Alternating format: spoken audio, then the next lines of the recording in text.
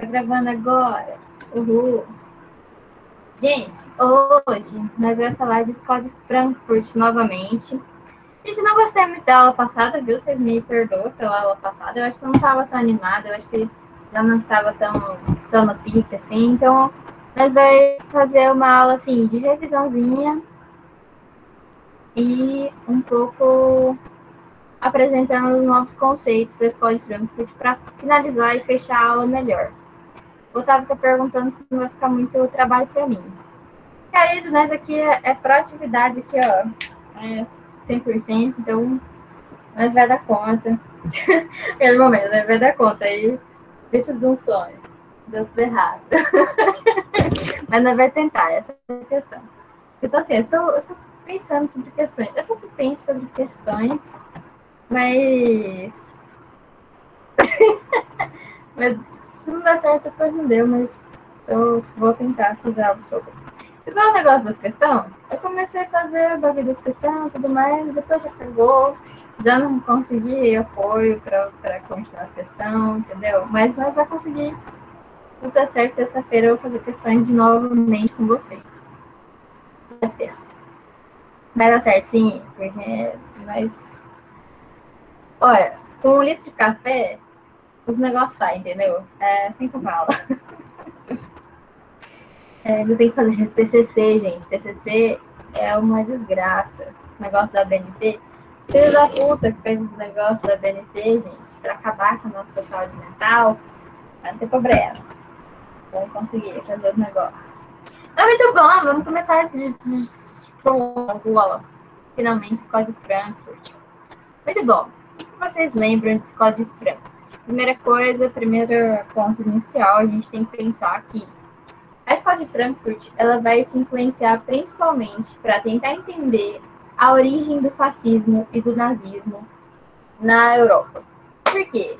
A fundação da escola de Frankfurt é na década de 20. Por que isso acontece?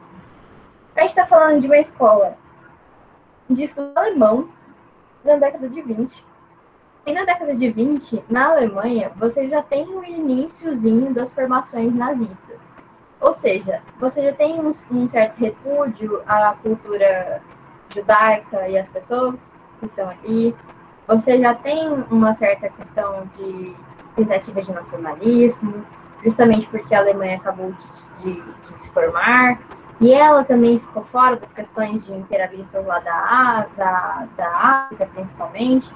Então, assim, tudo isso está se configurando. E essas pessoas que eu falei para vocês, o Horkheimer, Adorno, Marcuse, o Walter Benjamin, principalmente. O Habermas é um pouco mais novo.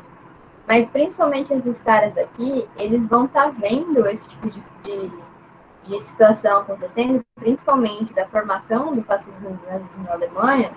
Eles vão tentar entender por que isso está acontecendo.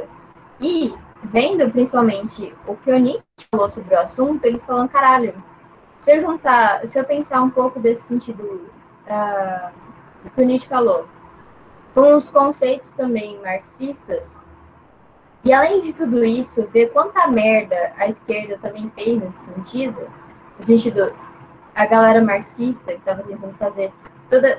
Tem também a questão da formação da União Soviética e tudo mais, tudo isso está acontecendo nesse momento. E tudo isso vai culminar também com as grandes guerras, a Primeira e a Segunda Guerra Mundial. Então, tudo isso vai condicionar com que essas pessoas tentam, esses estudiosos, né, tentem entender por que tantas horroridades ou tantos horrores estão acontecendo no mundo.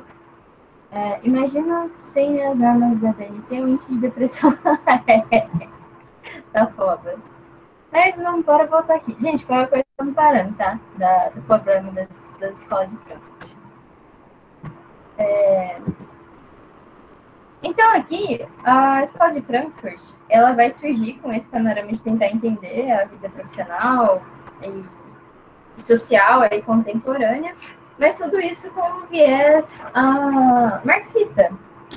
Por que marxista? Porque eles tentam entender as questões do porquê que o capitalismo é um tipo de exploração, principalmente no período onde essa configuração capitalista, ela está conseguindo chegar a panoramas maiores, no sentido de produção, principalmente, no sentido de questão de propagandas. Eu fico imaginando que se você vivesse hoje, os caras iam estar muito malucos, né? Mas, e também uma crítica absurda em relação ao que as questões marxistas fizeram na Rússia, fizeram em relação à formação da União Soviética, principalmente com essa característica imperialista e opressora que eles fizeram também. Então, essa questão não é marxista, de usar conceitos do porquê o capitalismo é opressor, porém, contudo, olhar também do quanto os partidos marxistas e quanto a questão da União Soviética também foi uma opressão absurda e horrível, no sentido imperialista, e ruim como o capitalismo foi. E aí eu percebi que algumas pessoas ficaram confusas em relação à teoria crítica e principalmente em relação à dialética do esclarecimento. Então eu vou focar bastante nisso porque muitas vezes isso cai também no vestibular. Então, a primeira coisa, Adorno e Horkheimer, eles vão ser os principais caras que vão falar das causas do totalitarismo em relação ao nazismo e do fascismo, principalmente na Alemanha e na Itália. E tudo isso embebido também em bastante de influência do Nietzsche.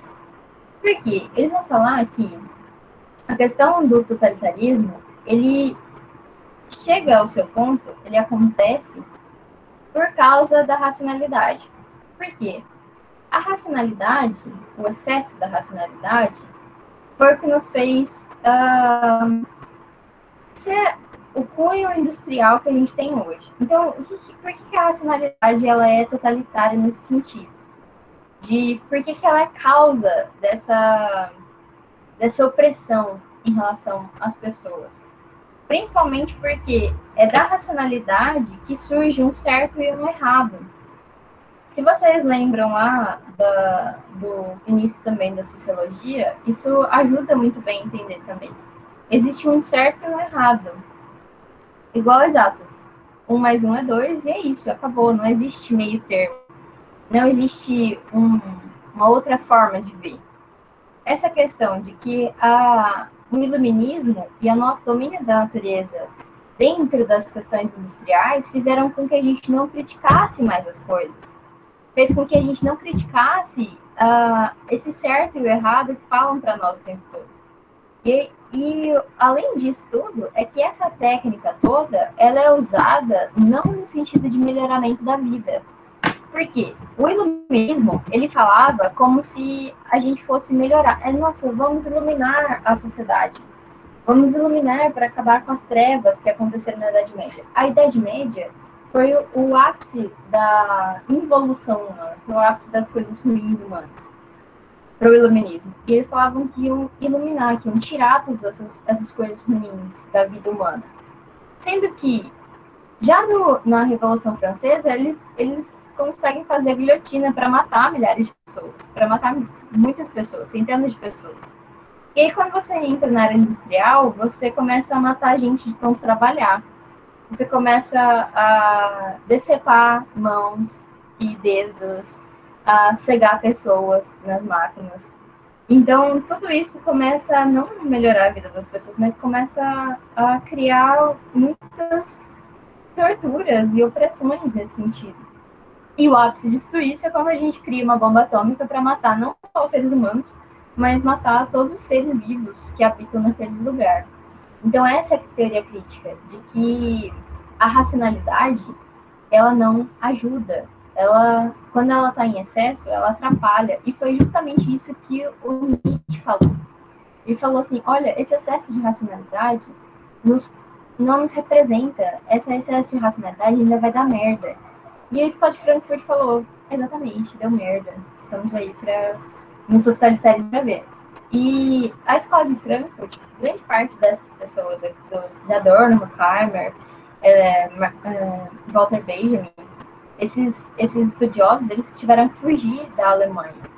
E eles fugiram durante toda essa... Quando eles começaram a ver que o nazismo realmente ia e ascender como política, eles fugiram da Alemanha. Então, a escola de Frankfurt, ela teve que se dissolver. E eles começaram a se encontrar em outros países, principalmente, por exemplo, nos Estados Unidos e em alguns outros lugares, tentando se encontrar para tentar fazer um pouco de, de debates, bater papo, basicamente, tentando fazer teorias em relação ao mundo que estavam vivendo. E aí, a gente culmina com a dialética do esclarecimento. A dialética do esclarecimento é que... O que é dialética, primeiramente? Dialética é o confronto de ideias, certo? Do esclarecimento. Essa questão do esclarecimento, no iluminismo, ele não é dialético. Ele não é um debate em relação ao conhecimento humano de maneira geral. Ele é uma via de mão única. E mais do que isso, exatamente na era industrial, é que a gente começa também a criar ciências particulares e especialistas. Ah, você vai falar de alguma coisa. Você vai falar de engenharia. Ah, você vai falar com um especialista. Mas que parte da engenharia? Você vai olhar para a parte ferroviária, para a parte de transportes, para a parte logística? Que parte você vai ver? Você vai falar de língua portuguesa. Você vai falar de um especialista em língua portuguesa de que época? Então, você está cerceando o pensamento cada vez mais. Então, você sempre vai tornar especialistas, e mais do que isso, o conhecimento, ele passa a não ser para todos, e ao mesmo tempo, ele não passa a ser algo discutido, a ser trabalhado realmente para melhorar o ser humano. Por quê? Toda a questão do esclarecimento, ele passa a ser simplesmente para produção. Você é o quê? Você é aquilo que você produz, é aquilo que você consome. Então, se você é aquilo que você produz, você não é. Eu não vou ser a Júlia mais. Eu vou ser engenheira, Júlia. É aquela questão assim, não, cidadã não. Querida, eu sou engenheira. Você já viu esse vídeo? Ai, gente, é o cúmulo da humanidade, né? Foda pra caralho. Ai, meu Deus. Oi? Pode falar, gente. Você já viu? Não entendi. Você já viu? Não entendi.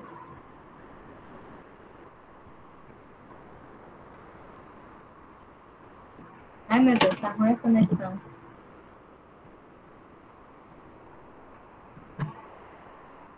Então, gente, pelo amor de Deus, eu lá preciso... Ai, que horror, né? Ai, gente, que vergonha. Mas então, voltando aqui. A questão é que a razão não passa a ser... A razão, mas não só a razão, o conhecimento de maneira geral. Ele sempre vai ser colocado como algo a ser simplesmente para você dominar a natureza para produzir. É simplesmente isso. Então, essa questão da morte da razão crítica é justamente isso, de que a gente não está mais tentando melhorar o conhecimento humano. A gente não está mais tentando melhorar a vida das pessoas, mas o que a gente está tentando fazer é simplesmente produzir. É simplesmente tentando produzir. E você passa a ser aquilo que você... O celular que você compra, a roupa que você veste, aquilo que você está trabalhando sobre, você não...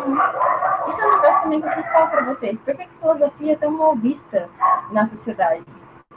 Porque a filosofia, ela não tem uma missão. Ela simplesmente faz com que novas ideias possam surgir. Ela simplesmente essa questão da dúvida, do questionamento, de simplesmente olhar para outros parâmetros. Então, é justamente nesse sentido de que a razão ela é técnica. O conhecimento é técnico. Por quê? É simplesmente para produzir. A ciência, ela simplesmente está para chegar a algum lugar, para tentar usar a natureza e, assim, tentar, de alguma forma, fazer algum tipo de produto a partir daí, tentar fazer algum tipo de método a partir daí. E justamente, A escola de Frankfurt fala o quanto esse avanço tecnológico ele não é um avanço, porque ele destrói grande parte, não só da natureza, mas também de outros tipos de conhecimento, de outros tipos de visões, de outros tipos de questões humanas, basicamente. Sem contar que a gente também cerceia vivências, a gente tem só uma visão de que aquilo que a gente está tentando fazer é bom de alguma forma. Hoje isso está mudando um pouco, mas é porque está um caos. Porque precisou existir várias catástrofes e coisas desse tipo para que a gente perceba o quanto nosso sistema é falho, o quanto nosso sistema é frágil. E que a gente não é esse antro do centro do universo, quanto a gente acredita. É que eu falei alguns exemplos do quanto a tecnologia ela não é usada justamente para se melhorar, mas sim, muitas vezes controlar as questões humanas, justamente nesse sentido também do quanto o conhecimento é totalitário. Tem um documentário na Netflix que é a privacidade hackeada, que é aquilo que você usa de cookie, de seus dados sendo vendidos por aí. E quanto isso pode influenciar na sua e na vida de tantas outras pessoas. Tem o estereótipo, né, de Robocop e dos drones e aquela questão bem estereotipada de as guerras vão ser travadas por máquinas, mas você também tem questões menos estereotipadas, assim, tipo deepfake. O deepfake é uma das plataformas que mais tem questionamento atualmente, assim, no sentido de que você pode fazer com que os vídeos sejam falsos. Você consegue fazer com que pessoas que nunca falaram ou agiram de determinadas formas possam existir provas fakes em relação a isso. E aí que a gente tem a sociedade de massa. A sociedade de massa nada mais é do que a padronização do comportamento. A sociedade ela é muito fácil se ela for igual. Por quê? Se você conseguir padronizar a sociedade, é muito mais fácil você conseguir vender um determinado produto. Sem contar que se você conseguir padronizar a sociedade,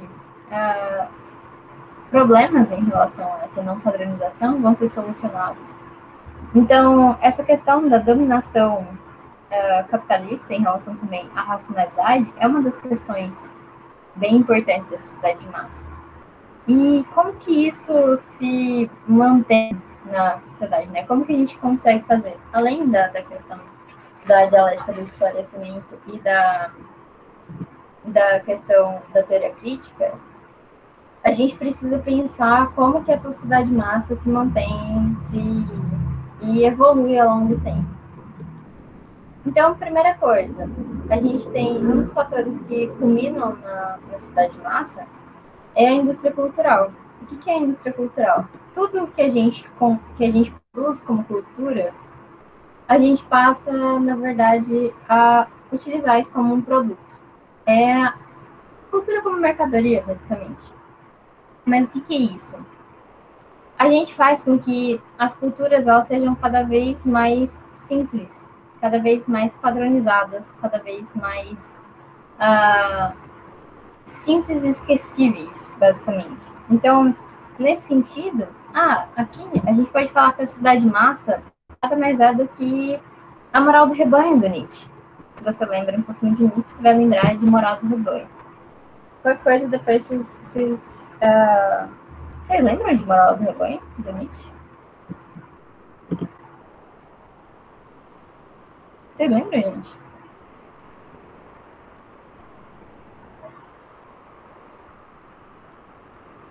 Eu vi esse documentário, mas não recomendei pra ninguém, porque fiquei muito neurótico com ele. O dilema das redes é outro que deixa assim. Exatamente.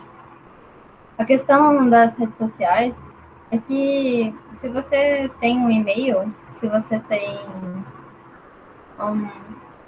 qualquer tipo de perfil que seja seu WhatsApp, você já está vendendo dados indiretamente. Então, é muito maluco esse tipo de coisa. E para ver o quanto a gente não controla a própria vida. Aí eu não lembro de Moral do Rebanho. Se você lembra lá, vamos tentar recapitular. Vocês lembram do mais ou menos do que o Nietzsche falava em relação aos seres humanos? O que a gente precisa, de alguma forma, ser? Do que necessariamente, ou de alguma forma, para que você realmente se expresse, para que você realmente consiga não ser influenciado? Vocês lembram de alguma coisa em relação a isso?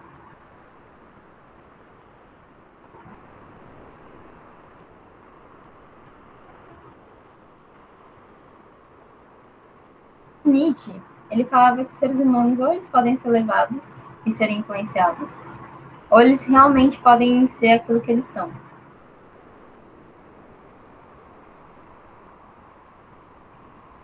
Esse slide aqui. Existem dois tipos de pessoas para Nietzsche. Existem os escravos e existem os senhores.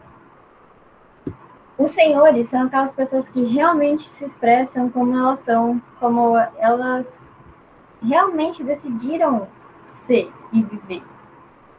E a moral do rebanho é você aceitar o certo e o errado que já disseram na sua sociedade. Então você não é realmente aquilo que você é. Você simplesmente está seguindo a massa.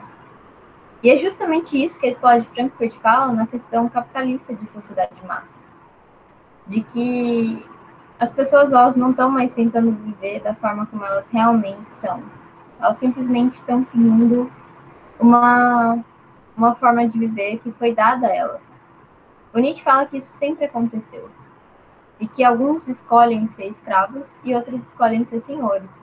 Só que o problema é você ser senhor da sua própria vida tem um problema muito grande em relação a isso, porque você tem que ter coragem para ser aquilo que você é. Porque você ser aquilo que você é incomoda. Porque você ser diferente num mundo onde a maior parte das pessoas é igual é muito difícil. É um bagulho que você tem que o tempo todo brigar com pessoas. Você tem que o tempo todo falar que você importa, que isso não é uma fase, que isso é real, que as pessoas podem ser diferentes e tudo bem. Hoje a gente tem falado um pouco sobre isso, só que é muito difícil falar, principalmente porque quando a gente tenta um pouco mudar a situação, a gente está vivendo um pouco isso, no sentido de que a gente está tentando mudar alguns dos nossos padrões, mas é um bagulho muito difícil, porque a maior parte das pessoas concorda, não concorda realmente com o seu ser, mas simplesmente porque se tem uma norma em relação a isso. Porque as pessoas começam a criticar aquelas que não estão seguindo aquele padrão. Então, esse é um problema muito grande, em relação ao que estamos vivendo, mas questões à parte.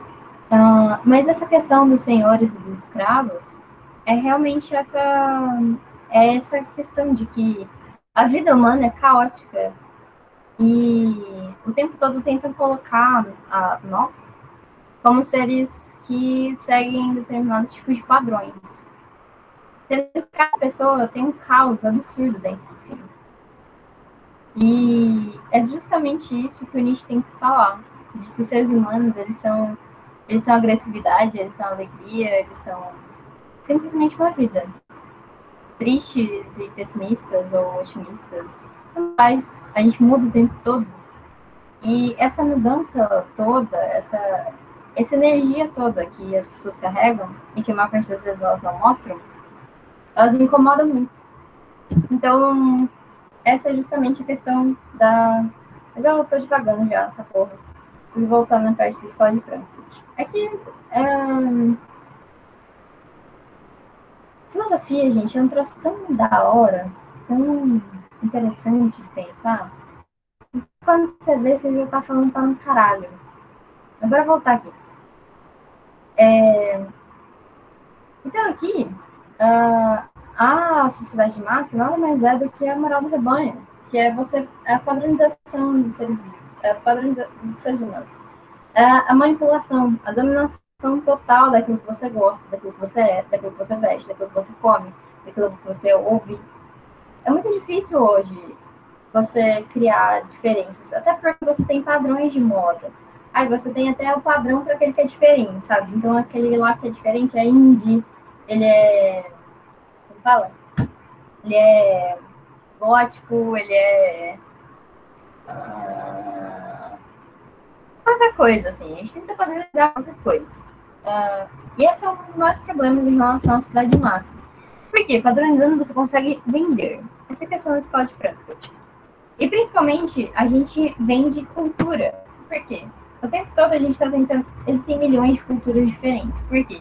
Se a gente, o jeito da gente falar, o jeito que eu falo, é diferente do jeito que uma pessoa do Nordeste fala. É diferente de uma pessoa que fala do Sul. E assim, é muito diferente a forma como você come, a forma como você. Teoricamente, né? Existem diferenças culturais no mundo todo.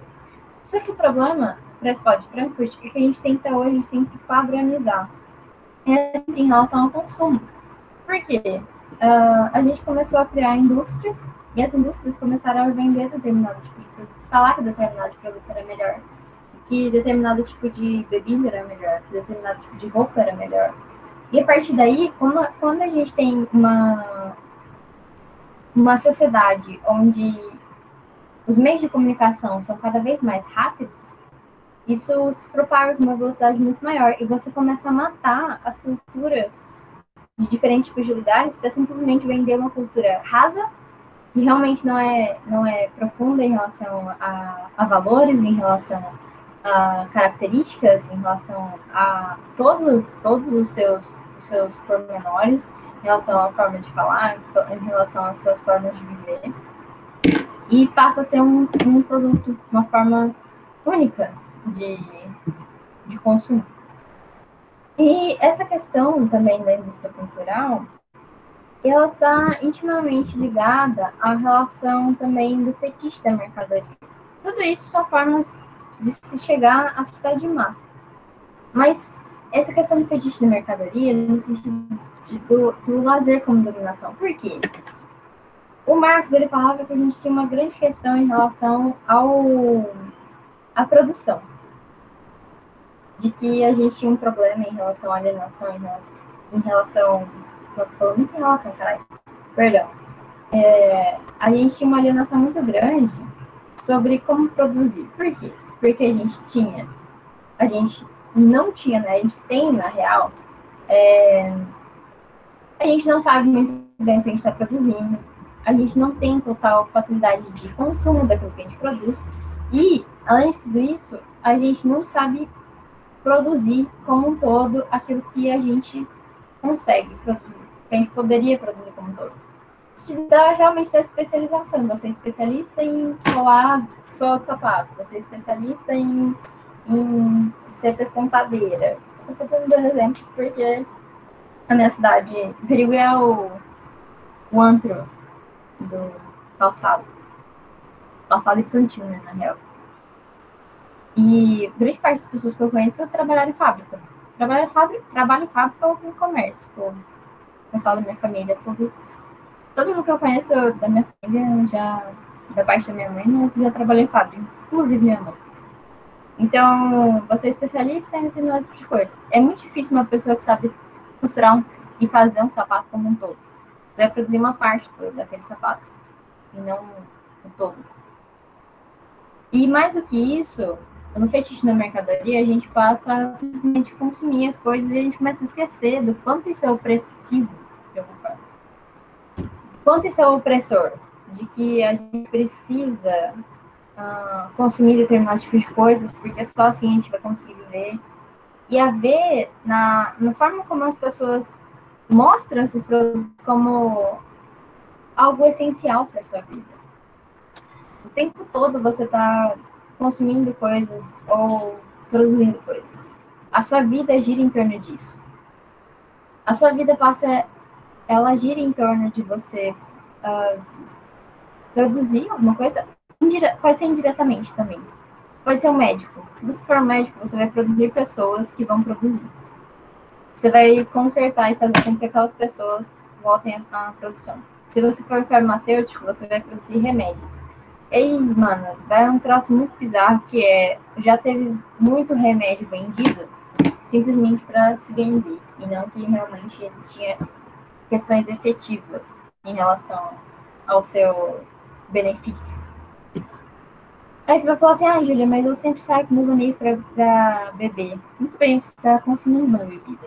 Mais do que isso, a maior parte dos tipos de bebida eles são relacionados a questões sexuais, a você conseguir ser o cara mais fodão da sua escola, e etc, etc, etc. Qualquer coisa que você falar está relacionada ao consumo ou à produção. E essa questão do fetiche da mercadoria. A vida humana não é mais simplesmente viver. Ela não é simplesmente mais conseguir suas questões básicas, mas é consumir e produzir. E aí a questão também do fetiche, isso é uma bosta também, de que a idealização da vida, por quê? O fetiche da mercadoria, ele culmina na idealização da vida. E que é essa porra da idealização da vida? Muito bom, você tem um tipo de pele melhor, você tem um tipo de roupa, você tem um tipo de família, você tem um tipo de emprego. Olha, o que eu já vi de gente falando assim, se você não tiver com 25 anos, com uma casa, um carro e um marido, se você for mulher, né? Você não conseguiu na vida. Ainda mais, nossa, se você for homem e você não chegou até muitas vezes até você conseguir um emprego com essa vida, com esse tipo de, de idade, de falar assim, ai meu Deus, a pessoa não é o suficiente. Essas coisas assim, muito bom a gente tem isso em qualquer lugar, em qualquer tipo de sociedade. Por quê? Porque a gente idealiza a vida como um todo. Não somos mais seres humanos, somos simplesmente coisas que devem ser perfeitas. Por quê? Porque a gente nunca consegue chegar à perfeição. E como a gente nunca consegue chegar à perfeição, muito bom a gente estar caótico, com ansiedade, depressão, tentando chegar a essa idealização da vida que falam pra gente. Fala, Julia, você está deprimido. Não, querida, é justamente aí que você não precisa dessa questão da idealização. É justamente aí que a escola de Frankfurt fala pra você de que, mano, é loucura essa porra. De que você vai.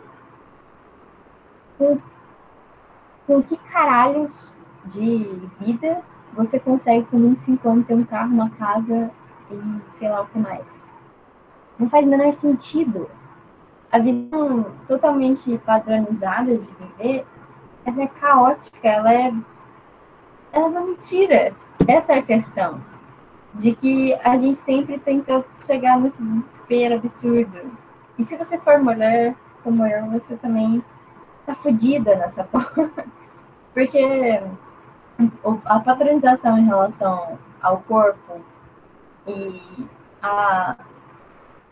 principalmente a aparência feminina é absurda. Como eu estava falando aqui. E aí, a questão da sociedade de massa é uma merda, porque somos seres humanos, mas não somos mais seres humanos, somos produtos. Somos objetos a serem consumidos também. E os nossos sentimentos, eles são mercadoria. A nossa forma de se expressar virou uma mercadoria. De que simplesmente a gente não precisa. A gente não tem mais o fator de sentimentos humanos. Esses sentimentos eles são simplesmente consumidos e esquecidos. Principalmente a questão do sofrimento. Sofrimentos humanos eles são só para consumo. Então, se você quer visão maior em relação a isso, são os programas sensacionalistas da Atena e coisas assim relacionadas. Mas a maior parte dos programas beneficia de coisa.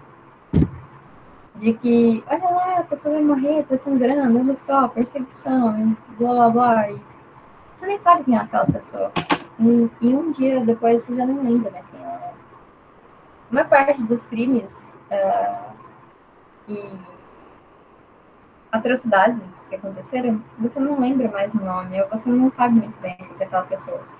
E aquela pessoa já foi esquecida. Ninguém sabe muito bem o que aconteceu com ela, mas o que aconteceu não importa. O que que importa é a sensação do momento para ser consumido e dar ibope. E aí, a questão da propaganda é um dos fatores mais importantes quando a gente fala de sociedade de massa, para a formação de sociedade de massa.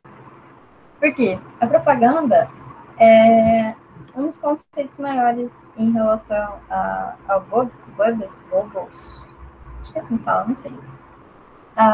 Um dos maiores representantes da propaganda nazista é tipo uma mentira falada 1000 vezes, ela se torna uma verdade. Então, se você conseguir fazer com que isso atinja de uma forma sentimental, se você consiga, de alguma maneira, acessar essas pessoas e pregar algum tipo de ideia em relação a elas de uma forma visualmente bonita, visualmente que choque ou que gere algum tipo de sentimento bom, isso, ou ruim também, no sentido pejorativo, né? Isso faz com que essas pessoas elas tenham isso no subconsciente. Então, vai desde você conseguir colocar no subconsciente um produto que você já, de tanto falarem, você já nem sabe muito bem por que você tem isso na cabeça, mas falaram tanto que você tem. Falar Bombril. Bombril. Você faz esponja de aço. Fala. Nem fala, pô. Porque foi falado tantas vezes, isso foi uma construção tão grande em relação a isso, que você já nem pensa muito bem sobre. Tem outras questões também. Isso pode ir de coisas idiotas, igual a esponja de aço, que eu falei agora, mas pode ir para ideias também. De que, se você falar 1000 vezes que os judeus eles são ruins, talvez possa ser que alguém acredite em relação a isso. E foi uma das questões bem importantes na Alemanha nazista, de que se falaram tanto em relação a isso, que quando você via, as crianças já estavam desenhando judeus com rabos e chifres de demônios e coisas, e falavam que comiam criancinhas.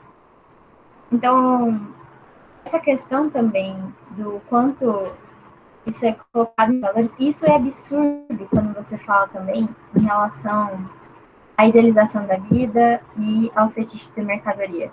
Por quê? Será que aquilo que você gosta realmente é uma coisa sua? Ou será que foi implantado em você? Os filmes que você gosta, o tipo de entretenimento que você tem, será que você realmente gosta daquilo ou simplesmente você está tão acostumado com aquilo que você já nem pensa mais sobre?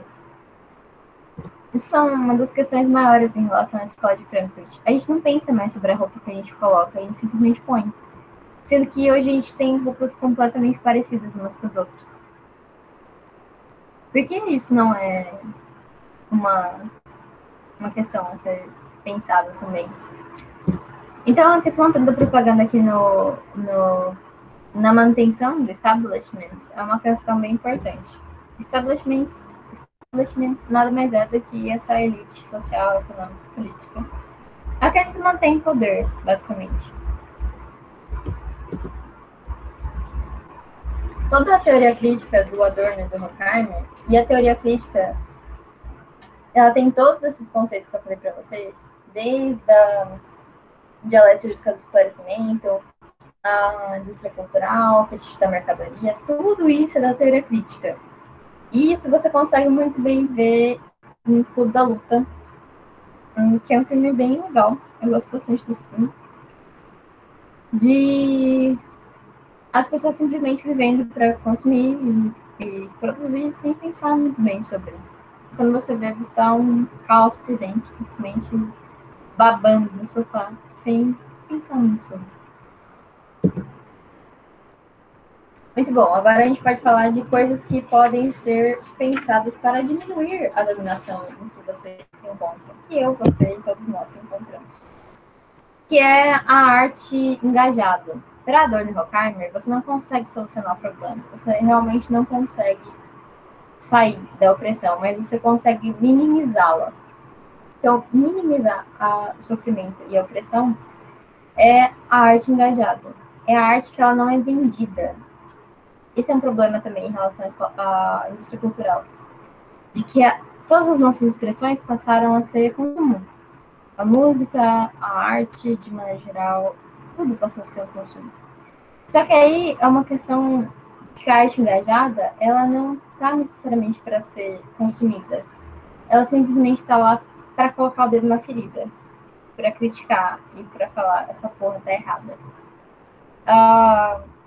Os retirantes do Portinari são um exemplo bem marcante disso.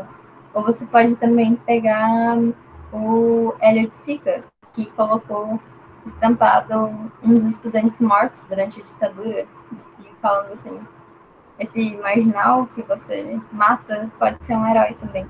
Então, questões aí da arte engajada.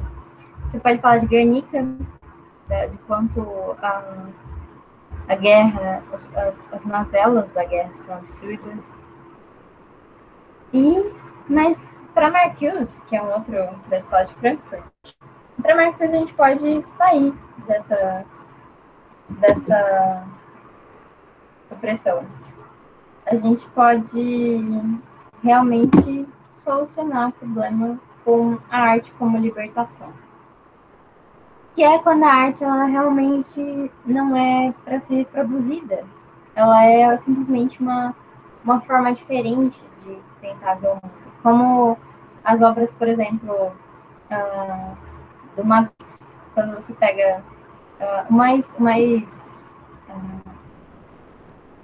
visual assim, dele é a fonte. Oh, perdão, tem o Magritte e também tem do Champ depois.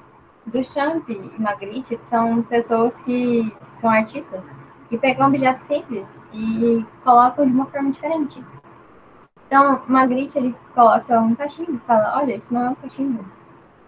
Duchamp pega um mictório e fala, coloca de ponta cabeça e fala, é uma fonte. E são obras simplesmente que simplesmente elas existem e não são realmente para serem consumidas. Mas aí questões no futuro também falam que isso são questões de reprodução também, de coisas de dominação que podem ser reproduzidas e vendidas eternamente. Mas a principal coisa mesmo que o Marcus fala é em relação ao teatro. Porque o teatro, ele é sempre diferente. Mesmo que seja o mesmo roteiro, mesmo que sejam os mesmos artistas, é impossível você encenar da mesma forma todas as vezes. É diferente. Pode ser uma roupa que não está totalmente alinhada, pode ser um artista que esqueceu a fala.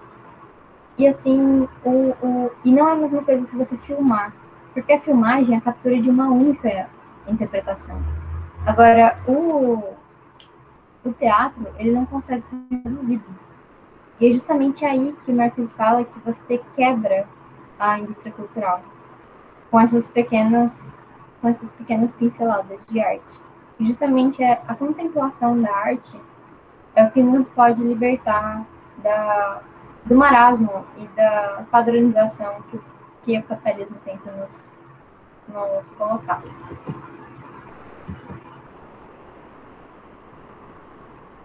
Tem uma piadinha aqui. Girl, you must be educated in the Frankfurt School of my heart, because I adorn what I do without you.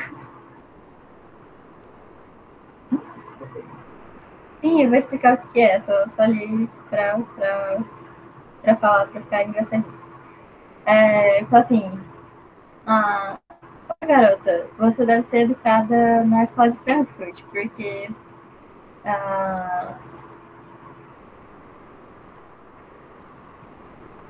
eu adoro.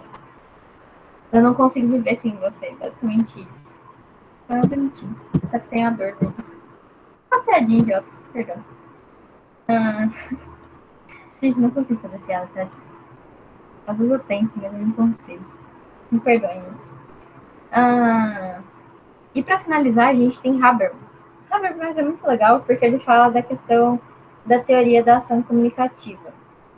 Ele junta justamente a questão da teoria crítica para falar de que hoje, a gente... o Habermas está vivo ainda. Esse velhinho legal aqui, ele ainda dá palestra e ele faz tipo, um monte de aulas bonitinhas, legais. E ele fala que a palavra, ela sempre carrega algum tipo de ideologia. Ela sempre vai carregar de coerção e algum tipo de ideia naquela forma. Pode ser a forma que você fala, o seu olhar, as roupas, qualquer coisa. Só que o mais incrível de tudo isso é que, apesar da palavra ela ter esse poder, e justamente aí a gente tem um antro da questão da propaganda, porque todo tipo de comunicação que a gente tem traz uma ideia, e a ideia muitas vezes tenta estabelecer com que quem tem poder se mantenha no poder. O problema é que hoje as pessoas não conversam, elas não conversam mais sobre sentimentos, elas não conversam mais sobre questões mesmo de, da vida, simplesmente, não só de si mesmos e da, do lugar onde elas estão, mas também das questões políticas, do quanto alguns outros tipos de questões são erradas. Então ele fala que se as pessoas começassem a se comunicar e olhar uns para os outros, justamente para essa comunicação, e ter a questão empática como um poder de comunicação, a gente conseguiria melhorar a nossa vida, basicamente. A gente conseguiria ir contra o sistema de produção. Por quê? Porque a produção, para o Habermas, nada mais é do que questões individuais. É o meu lucro, o meu sucesso, o meu poder, o meu celular, a minha roupa. A gente sempre está com esse olhar egoísta em relação à vida.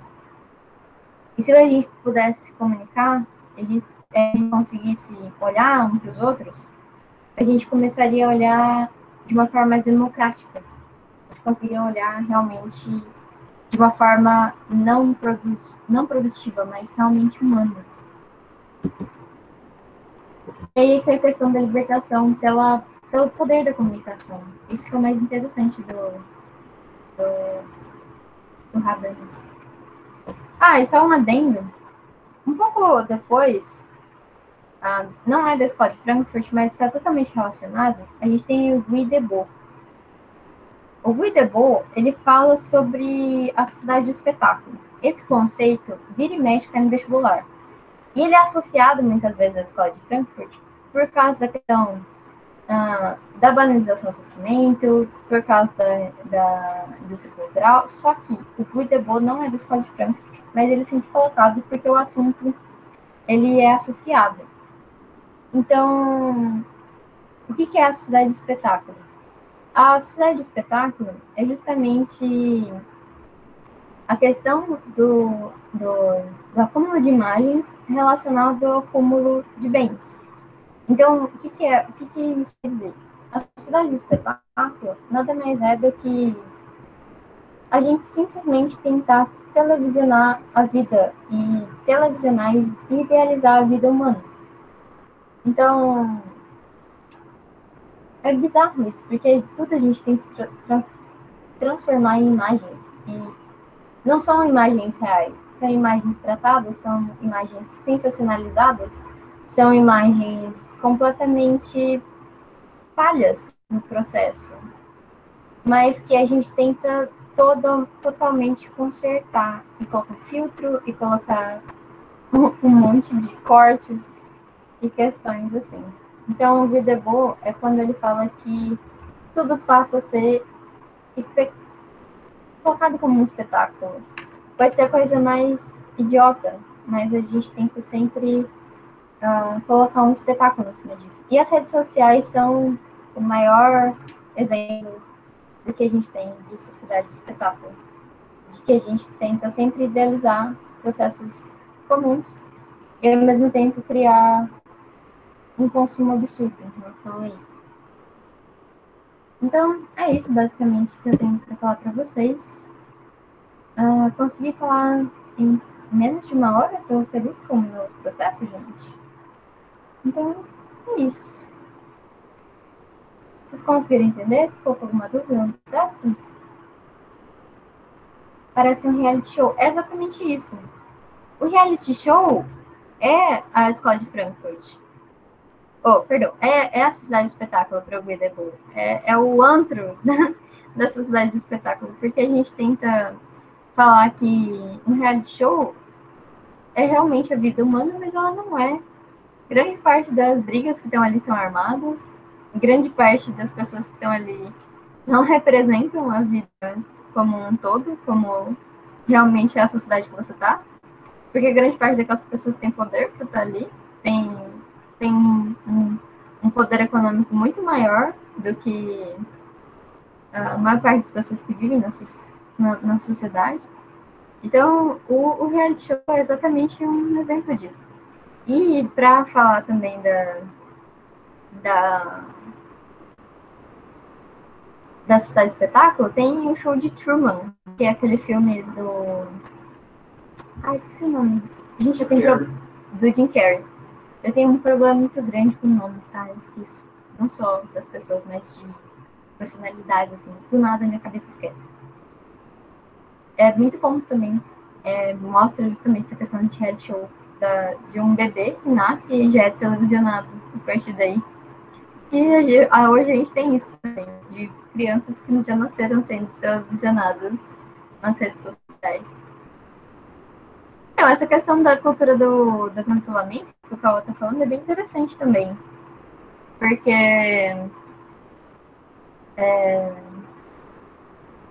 é justamente você tentar padronizar também, e não realmente tentar conversar, dialogar com pessoas. Assim, você não é do movimento, então você está cancelado, sabe? Foda-se você. Foda-se você está tentando aprender ou não. Você já está cancelado. É muito merda isso, eu acho, porque quando você perde o diálogo, você perde a esperança das pessoas, de que elas podem mudar e que realmente a gente não está tentando. A gente não tá tentando realmente criar a sociedade, a gente está tentando criar grupos, sabe? Grupos que vão ser rivais uns dos outros. Isso que é uma merda. Eu acho bem merda essa. Essa é a parte mais merda que eu acho de que. Da questão de militâncias e tal, de grupos políticos, principalmente.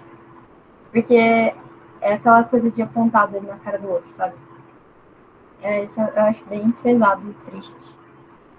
Porque todos estamos aí. E assim, a gente vive numa cultura que é opressora. Então, o tempo todo a gente tem que tentar olhar pra gente mesmo e falar assim, cara, olha, isso que foi me ensinado, acho que não tá muito legal. Mas quando você vê, você já tá reproduzindo. Tipo, eu sou branca, mas eu sou mulher.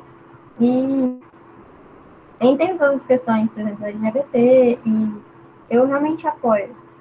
O problema é que a gente vive numa sociedade racista, homofóbica, misógina. E quando você vê, você está reproduzindo também.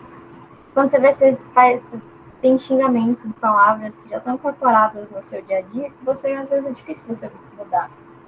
Então, é foda pra caralho. Tipo, é um negócio difícil, assim. E tem outras questões também. Eu acho bem ruim, assim. Tipo, eu gosto muito de seguir questões, coisas veganas, assim, tipo, receitas veganas e tal. Mas eu acho muito merda quando tem aquelas coisas assim, aquela pessoa que falou que era vegana comeu carne, sabe? Massacra a pessoa e fala assim, você não é mais vegano. Ou então aquela pessoa que sempre fala sobre questões feministas e aí do nada, tipo, ela fez alguma coisa que não foi. Rasga sua carteirinha de feminista, sabe? Acho muito merda. Mas é isso, gente. Hoje eu consegui falar rápido pra caralho. Não ficou dúvida em nada do que eu falei? Entenderam tudo?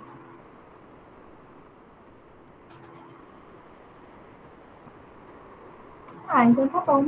Ninguém mesmo tem dúvida, gente? Qualquer coisa, vão falando comigo. Tem listinha já de exercícios de escola de Frankfurt. Tá lá no Drive. Tenta fazer. O Unesp gosta bastante de escola de Frankfurt, gente. E também tem uma questãozinha de escola de Frankfurt até amanhã, para vocês responderem. Quem não respondeu, pode responder lá. Ou mesmo depois também, não tem problema se você não responder amanhã, pode responder depois, que tá tranquilo, gente. O importante é vocês se manterem estudando e tirando dúvidas. Ele fala que eu começo às 9. E você começa às 9? O Pós falou que daqui a pouco ele começa a aula também. Ele vai começar um pouquinho mais cedo. Então acho que 9 horas ele já tá pronto para começar. E ele consegue liberar vocês mais cedo também. É muito interessante a escola de Frankfurt, porque é questão de dia a dia. E essa parte contemporânea, de maneira geral, da filosofia, é bem legal, porque é do nosso dia a dia mesmo. Então, é algo super dá para entender de forma fácil. Então é isso, gente. Qualquer dúvida, qualquer coisa, falem comigo. E bora estudando, gente, bora continuando, porque estamos aí na atividade. Não desistam, se mantenham estudando. Adorei ter um monte de gente aqui na minha aula. Vocês são maravilhosos, gente. E eu vejo quanto vocês se esforçam, sério. É maravilhoso ver que vocês ainda estão estudando. Eu sei que é difícil e tal. Mas, sério, parabéns aí pelo esforço todo de vocês. Eu vejo quanto vocês estudam, quanto vocês batalham na porra toda. Amo vocês, gente. Então, boa noite para vocês. Boa aula para vocês depois, daqui a pouco. E qualquer coisa, falem comigo. E estamos aí, gente. Continuem a nadar, igual a Dory. Aquela pessoa que faz um testando motivacional é caga com tudo no final, né? Mas tudo bem. É isso, gente. Valeu. Vou parar de gravar agora.